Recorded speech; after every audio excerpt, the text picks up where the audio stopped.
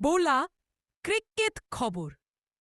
Test cricket সম্প্রতি শেষ হওয়া ভারত বনাম দক্ষিণ আফ্রিকা টেস্ট সিরিজ নিয়ে আলোচনা চলছে। ভারত দুদিনে শেষ হওয়ার পর আইসিসি পার্থের পিচকে খুব ভালো রেটিং দিয়েছে। টি-20 ও অন্যান্য জিম্বাবুয়ের তারকা অলরাউন্ডার সিকান্দার রাজা টি-20 অলরাউন্ডারদের র্যাঙ্কিংয়ে এক ধাপ উপরে উঠে এসে বর্তমানে শীর্ষস্থান দখল করেছে।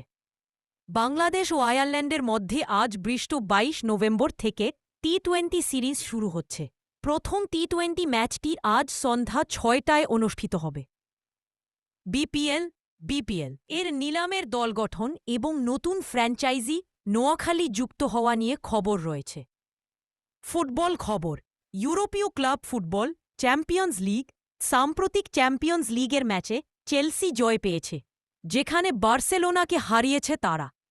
কিলিয়ান এমবাপে এক ম্যাচে 4 গোল করে